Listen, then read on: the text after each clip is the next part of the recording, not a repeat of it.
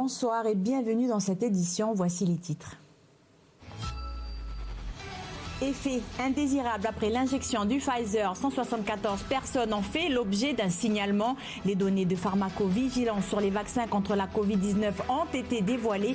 Décryptage de ces informations dans cette édition. Dans le quatrième volet de votre feuilleton, nous évoquons la question de l'accompagnement de la victime d'inceste et du suivi des agresseurs. Pour compléter le reportage, Pauline Simons, directrice du comité de promotion de la santé sexuelle, nous parlera des outils de prévention. L'association HandiJob a elle aussi fait sa rentrée dans le Nord. Son antenne a ouvert ses portes depuis la semaine dernière. Un accueil en demi-jauge comme pour les établissements scolaires pour le plus grand bonheur des bénéficiaires. Reportage à la fin de ce journal. Mais avant de développer ces titres, depuis hier, un décès supplémentaire est à déplorer, soit 264 au total depuis le 9 septembre. 80 nouveaux cas positifs ont été confirmés, 24 patients sont pris en charge au service de réanimation et 86 sont hospitalisés en unité Covid. À ce jour, 57,13% de la population totale a reçu un schéma vaccinal complet. Et à titre de comparaison, dans le Pacifique Sud, le Vanuatu reste le pays avec le taux de vaccination très faible à hauteur de 9,9%. En Polynésie française, c'est 66% de la population qui a un schéma vaccinal complet. À Dembéa, aujourd'hui était organisée une opération de dépistage par l'équipe mobile du Prélève-Bus. À noter qu'il existe de nombreuses autres possibilités pour se faire dépister et ainsi obtenir un pass sanitaire. La liste des centres de dépistage gratuits est consultable sur le site du gouvernement. Disponible également la liste des pharmacies qui proposent des tests afin de poursuivre l'évolution de la circulation du virus. Le pays est entré dans une phase de tests massifs. Et pour la première fois, les données de pharmacovigilance sur les vaccins contre la Covid-19 ont été dévoilées. Hier, les services sanitaires ont indiqué que 174 personnes ont fait l'objet d'un signalement sur au moins un effet indésirable suite à une injection. Pour rappel, la pharmacovigilance consiste à la surveillance des effets indésirables liés à un médicament ou à un vaccin. Depuis le début de la crise, les opposants à la vaccination dénonçaient le manque de transparence de ces chiffres, évoquant pour certains un grand nombre de décès directement liés à la vaccination. Ces chiffres sont désormais connus du grand public, mais ils nécessitent quelques explications. Mara Lourde. Chaque cas d'effet indésirable recensé se voit attribuer un score d'imputabilité. Un score qui va de 1 à 6 et qui évalue la probabilité que l'effet indésirable soit directement lié à la prise du médicament. Pour calculer ce score, les professionnels de pharmacovigilance se basent sur des critères précis, chronologique, sémiologique et en fonction des descriptions référencées dans la littérature scientifique. Plus le score est faible, et moins il est probable que l'effet rapporté soit dû au médicament ou au vaccin. En Nouvelle-Calédonie, depuis l'arrivée du vaccin Pfizer, près de 330 000 doses ont été injectées. 174 cas ont été rapportés pour 287 effets indésirables, chaque cas pouvant cumuler plusieurs effets indésirables. Il y a eu 22 cas graves pour lesquels le vaccin est suspecté, dont 5 décès. Pour ces derniers, les scores d'imputabilité varient entre 1 et 2 sur 6 et indiquent donc une faible probabilité que le vaccin soit la cause des décès. Néanmoins, ce n'est pas sur la base de quelques déclarations que sont évalués les risques d'un médicament ou d'un vaccin. L'évaluation tient aussi compte des bénéfices par rapport aux risques. Cette appréciation se fait sur la base d'un retour au niveau mondial qui repose sur des données très riches, le nombre de doses injectées dans le monde se comptant en plusieurs milliards. De rares cas de myocardite ont pu être corrélés au vaccin grâce à ce dispositif mondial de pharmacovigilance. Un risque de l'ordre de 2 ou 3 cas pour 100 000 personnes vaccinées, qui ne remet pas en cause la balance bénéfice-risque, très largement en faveur du vaccin dans l'intérêt de la santé publique mondiale. Le vaccin Pfizer n'est pas en phase de test ou en phase expérimentale, comme on peut souvent l'entendre. L'autorisation de mise sur le marché a été plus rapide que pour la plupart des autres vaccins, notamment grâce au fait que la maladie se soit répandue à grande échelle sur la planète. Les données d'études étaient donc très nombreuses, beaucoup plus que dans le cas d'autres vaccins concernant des maladies plus rares, et ont donc permis de remplir les objectifs requis en termes de sécurité et d'efficacité pour la commercialisation. Si la phase 3 des essais cliniques se poursuit, c'est dans le but de mesurer la durée de l'efficacité du vaccin au cours du temps, en fonction de l'âge par exemple. Le taux de chômage s'élève à 13,3% en 2020. C'est près de 3 points de plus que le taux observé en 2019. Cette hausse du chômage affecte particulièrement les hommes, une situation expliquée comme partout dans le monde par la crise sanitaire. En 2020, plus de 16 000 chômeurs étaient recensés selon la dernière enquête de l'ISEE. Ainsi, l'Institut de la statistique et des économiques de la Nouvelle-Calédonie annonce une perte sèche de 2900 emplois. Les précisions avec Olivier Fagnot, directeur de l'ISEE. Ça a eu pour impact direct de faire perdre leur emploi à de nombreuses personnes. Donc on a ce qu'on appelle les actifs occupés qui ont perdu de leur emploi. Et en parallèle, un nombre de personnes qui recherchaient du travail qui augmente très largement. On a actuellement 16 000, en tout cas on avait en 2020, 16 000 personnes qui recherchaient activement un travail, donc 16 000 chômeurs. C'est 16% de la population active, mais alors on les dit actifs parce qu'en fait ils recherchent activement un travail, mais aussi on a des personnes qui sont dites inactives, mais qui souhaiteraient aussi travailler. Quand vous additionnez les deux populations, vous avez en fait 27 000 personnes qui recherchent un emploi et qui n'en ont pas. Alors effectivement, dans les deux catégories, que ce soit chômeurs ou les personnes dites inactives, on est dans des augmentations de l'ordre de plus 30% par rapport à 2019. Et si on prend l'hypothèse que ces personnes auraient perdu leur emploi s'il n'y avait pas eu toutes les aides d'accompagnement et de soutien de l'économie, alors c'est plus 13,3% de chômage que l'on aurait eu, mais 14,7%. Donc ça montre l'efficacité des mesures. Elles étaient faites pour ça, pour soutenir l'économie et accompagner les salariés, mais ça prouve bien leur efficacité. C'est l'un des tabous les plus tenaces de notre société. Il concerne toutes les classes sociales, tous les milieux. La quasi-totalité des victimes ne dévoile jamais leurs terribles secrets. Calédonia vous propose depuis lundi un feuilleton sur l'inceste. Ce soir, nous abordons la question de l'accompagnement de la victime et le suivi des agresseurs. Faustine Lefranc.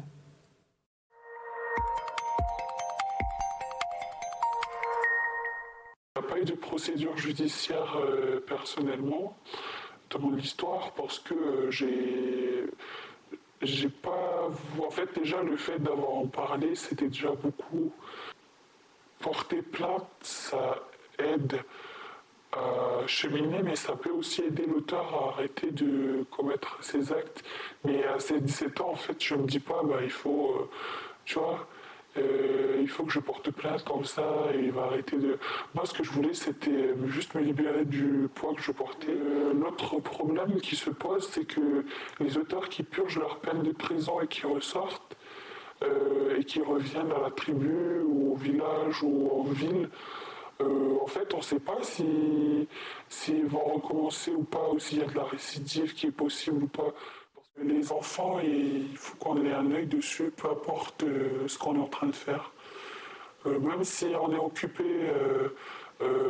parce qu'on est beaucoup et parce qu'il y a du monde, mais ne pas se dire que c'est bon, il va rester. Il y a la tantine là-bas, ou il y a la grand-mère, il y a le tonton, parce qu'en fait, on ne sait pas où ils sont nos enfants pendant ces périodes.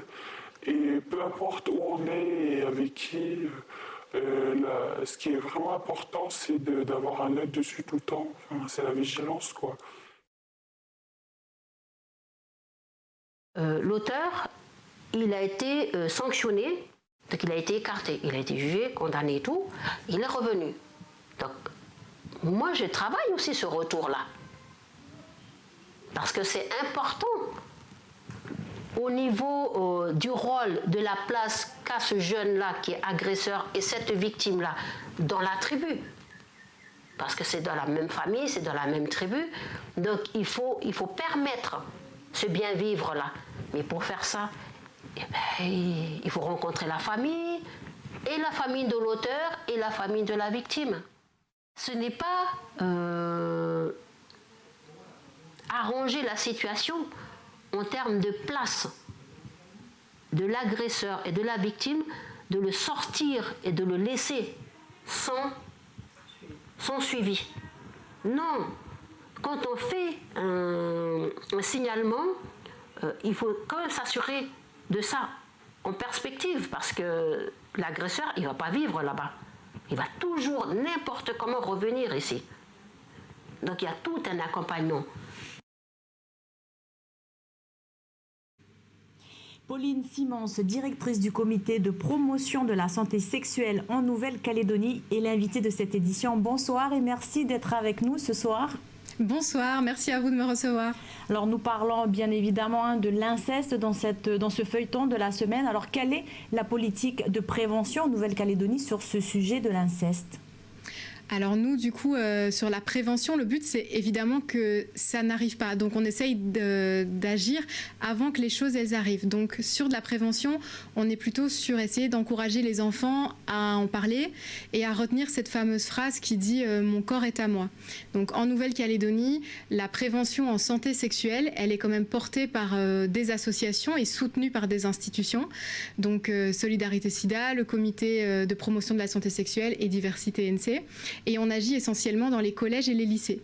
La prévention auprès des plus jeunes, elle est très très récente et donc du coup elle commence seulement et elle passe essentiellement par une préparation aux émotions. On travaille sur les émotions avec les plus jeunes et puis ça nous ouvre la porte du coup maintenant de pouvoir travailler avec des nouveaux outils et d'essayer d'aller un peu plus loin avec les jeunes et de leur parler vraiment des notions d'intimité, de consentement.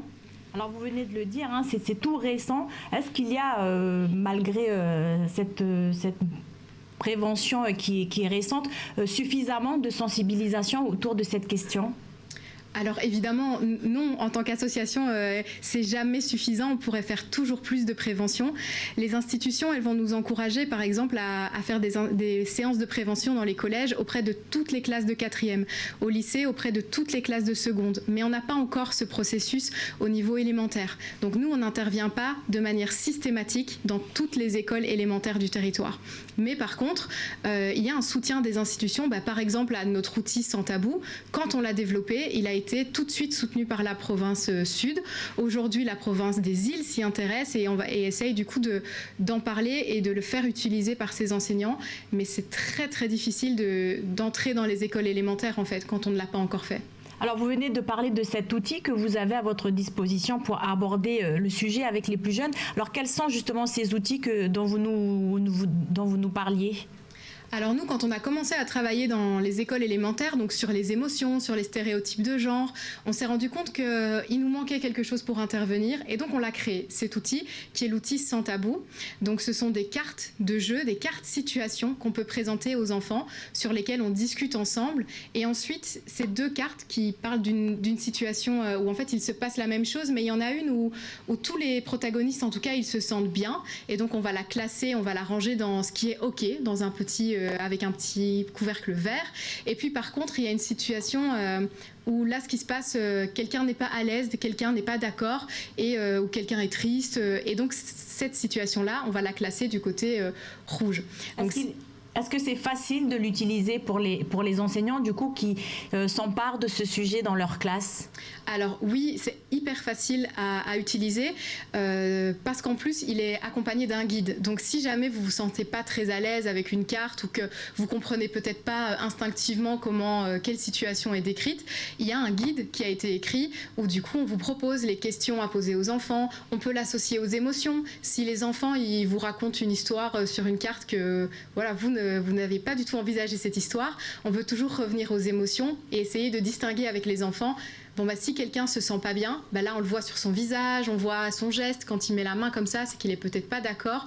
Et donc à travers les émotions, on peut toujours l'utiliser, mais il y a évidemment des conseils d'utilisation à l'intérieur. Et puis nous, on répond à n'importe quelle école qui évidemment nous solliciterait pour avoir une formation de prise en main ou simplement pour en discuter ensemble, parce qu'effectivement parfois quand les écoles reçoivent l'outil, elles se demandent un peu à quoi ça sert, comment elles peuvent l'utiliser, et donc parfois avoir une discussion avec nous, ça permet de s'imaginer comment l'utiliser après. Alors une dernière question parce que le temps passe très vite. Est-ce qu'il y a des signes qui peuvent laisser penser qu'un enfant est victime de violences sexuelles dans sa sphère familiale ? Alors lors d'une prévention en quelques heures comme ça, c'est très difficile d'affirmer qu'un enfant est victime de quelque chose. Mais par contre, si un enfant a des réactions extrêmes, notamment à certaines cartes du jeu, donc il se met très en colère, il s'isole, il pleure, ça c'est des choses que du coup vous pouvez repérer et essayer de creuser avec un psychologue scolaire, une infirmière scolaire, etc. Ou alors si un enfant, alors c'est un peu, oui, un enfant qui parle de comportement sexuel, qui parle de sexualité de manière trop avancée pour son âge, ça aussi c'est un signe qui doit nous alerter. Il est peut-être pas victime de violence, mais peut-être qu'il est exposé à de la pornographie et à un contenu qui est en tout cas trop violent pour lui. Pauline Simons, directrice du comité de promotion de la santé sexuelle en Nouvelle-Calédonie, merci d'avoir répondu à nos questions ce soir. Merci à vous. Et dans l'actualité politique, hier en séance publique, le sénateur Valé Michael du groupe socialiste, écologiste et républicain interpellé le ministre des Outre-mer. Sébastien Lecornu, ministre des Outre-mer, a apporté des éléments de réponse aux inquiétudes exprimées face au risque d'ingérence étrangère durant la 3e consultation référendaire. Écoutez. Sur les ingérences d'un mot de nature, les conventionnels classiques, avec 2 vigilances particulières, le dossier du nickel, évidemment, et les antivax, qui peuvent faire l'objet de récupération ou d'instrumentalisation venue de l'étranger. C'est surveillé et documenté par les services de l'État compétents, évidemment, sur ce sujet. La vraie nouveauté pour ce référendum, monsieur le sénateur, ce sont bien sûr les réseaux sociaux et la surveillance du numérique. C'est en cela que le SGDSN s'est doté d'une cellule dite Viginum, qui va nous permettre, justement, pour ce scrutin, de s'essayer à cette question. D'ailleurs, on en tirera aussi les conclusions pour l'élection présidentielle. L'autorité judiciaire sur place à Nouméa sera amenée également à surveiller de près. En tout cas, moi, je suis à disposition du Sénat pour répondre dans les semaines qui viendront, dans les jours qui viendront, à l'ensemble des interrogations de la représentation nationale sur cette question des ingérences auxquelles il est difficile de répondre en seulement 2 minutes. Je vous le disais en titre, l'association Handijob a elle aussi fait sa rentrée. La semaine dernière, son antenne dans le Nord a ouvert ses portes. Un accueil en demi-jauge, comme les établissements scolaires. Les premiers jours de rentrée étaient perturbés par les intempéries et seul un bénéficiaire avait répondu présent. Cette semaine, tout est rentré dans l'ordre et ce matin, Mathieu Le Barbier était parmi eux. Regardez. Vous avez trouvé long le confinement? Oui, bien long. Vous étiez pressé de revenir? Non. Oui. Alors, du coup, il y aura une personne avec Quentin en cookies. Le reste du groupe à la plage et au champ à Ouagap. Parce qu'il faut qu'on aille faire l'état des lieux du champ de Ouagap aussi. Hein. Moi, j'ai choisi les cookies avec Quentin.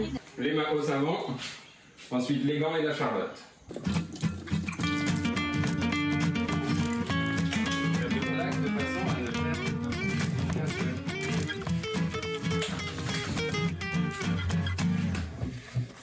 Comme ça.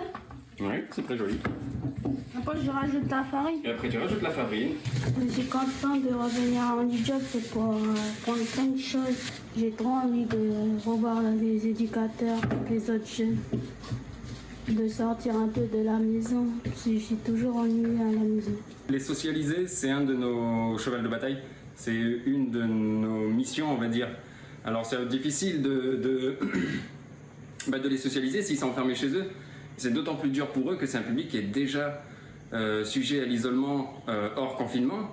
Alors en confinement, ça a été dur pour certains. Bonjour Karine. Bonjour José. Devine Karine, elle vient de faire quoi là? Ah oui, je sais. Elle a fait quoi? Cookies. Si, voilà. C'est GG encore. Bonjour GG, tous les jours, hein. Tu peux plus nous quitter maintenant. Hein. GG qui, voilà, un cas typique des effets du confinement, j'ai envie de dire. Hein. Il a besoin de contact et du coup, tous les jours, il nous appelle quand on est en activité pour dire « Oh là, vous faites quoi ?» Puis nous, on lui raconte ce qu'on fait en Handijob. Et c'est parfait. Ici. Parfait, madame. Environnement maintenant, à Moindou, dans la tribu de Catricoin, Trécodec et le SIVM Sud sont intervenus pour une opération d'enlèvement de véhicules hors d'usage. Les VHU constituent des déchets dangereux tant qu'ils n'ont pas subi l'étape de dépollution. Au total, 40 carcasses ont été enlevées et autant de gîtes larvaires potentiels éliminés. L'objectif cette année, évacuer 1200 véhicules hors d'usage dans les communes du nord de la province sud. Un reportage signé Vanessa Kédé. Donc là, il y a les 3 là. 3 chez Fidélifereux, hein, c'est ça? Oui, c'est ça. Ensuite, chez Paulette, c'est où chez Paulette? C'est là-bas sur la route. C'est les 2 qui sont sur le bord de route là? 46, c'est le nombre de carcasses collectées en une journée à la tribu de Quatre-Coins. Eliane est l'une des personnes à l'origine de cette initiative. Ça nous fait du bien aussi pour pouvoir évacuer toutes les voitures. Comme on accueille les touristes, c'est pour nous aussi à la tribu. En 2019, cette action avait été financée grâce à la taxe de soutien aux actions de lutte contre la pollution. Cette année, elle est financée par l'éco-organisme Trécodec qui perçoit une éco-participation sur la vente des produits dont les filières de déchets sont réglementées. L'éco-participation doit permettre de couvrir les coûts de traitement de ces déchets. C'est le cas des véhicules hors d'usage, les VHU, qui représentent une source de pollution importante pour l'environnement. On va aussi soutenir les communes sur certaines actions type déchets, dont les recensements et les opérations d'évacuation des carcasses de voitures. Donc la convention, elle est bien avec nous. Donc Trécodec a une convention avec le SIVM Sud sur des objectifs d'enlèvement de carcasses où Trécodec nous assure de financer à hauteur de 4 000 francs par voiture le regroupement et prendre en charge la totalité de l'évacuation. Dans la commune de Moindou, plus d'une centaine de carcasses a été recensée, dont la plupart dans les tribus. Bon, il faut comprendre, dans les tribus, les jeunes, ils n'ont pas trop de moyens. Ils récupèrent des vieilles voitures à moindre prix. Mais voilà, après, ils restent sur le carreau, parce qu'ils ne savent plus quoi faire. Pour les amener, ils roulent, et puis d'un moment, ils font des accidents où ils se passent les pièces entre eux, et puis après, ils restent sur place. Pour rappel, en 2019, plus de 2000 carcasses avaient été évacuées sur les communes de Bouraï, Moindou, Lafoy, Farino, Saramea, Tio et Bouloupari par le SIVM Sud. Cette année, il compte en collecter près de 1200. Et avant de nous quitter, direction Lifou, mardi soir a eu lieu le vernissage d'une exposition au lycée William à Aoudra, un travail qui rassemble des œuvres réalisées par 12 élèves dans le cadre d'un club photo. Des photographies sont à découvrir jusqu'à la fin du mois de novembre et c'est en comité restreint en respectant les protocoles sanitaires que les lycéens ont accueilli leur public. Sur place, Faustine Lefranc y a assisté. On avait pensé faire une grande exposition en invitant tous les parents, en invitant toute l'équipe du Juvénat. Mais là, avec la situation sanitaire, on a dû revoir nos ambitions à la baisse. Les élèves ont travaillé autour du thème « Nos années lycée ». 30 photos ont été choisies pour l'exposition. Mais le grand événement public prévu ne peut pas être organisé en raison de la crise Covid. Il y a beaucoup de personnes qui devaient assister à cette exposition, vu que c'est nos créations, puis on voulait pouvoir faire montrer à nos parents aussi, vu qu'on leur avait parlé aussi du club photo. On a été 2 fois l'an dernier et cette année, on a été 2 fois coupés. C'est dommage parce que on n'a pas vraiment fini le travail à cause de ce confinement. Et voilà, c'est mon seul petit regret, c'est de ne pas les avoir amenés jusqu'au bout, avoir un travail nickel, parfait. Au cours de ces 2 années, les élèves ont travaillé un large éventail de techniques allant du portrait au mouvement, à la photo de drone ou encore à la règle du tiers. Pour leur encadrant, l'essentiel était de stimuler leur créativité. Quand ça vient d'une demande de leur part, ils sont super motivés. Et cet atelier, ça a été un vrai plaisir. C'est la génération image. Ils sont sans arrêt à utiliser leur téléphone, leur smartphone pour faire des TikTok, des choses. Et c'était leur apporter un travail un peu plus poussé sur l'esthétisme de l'image.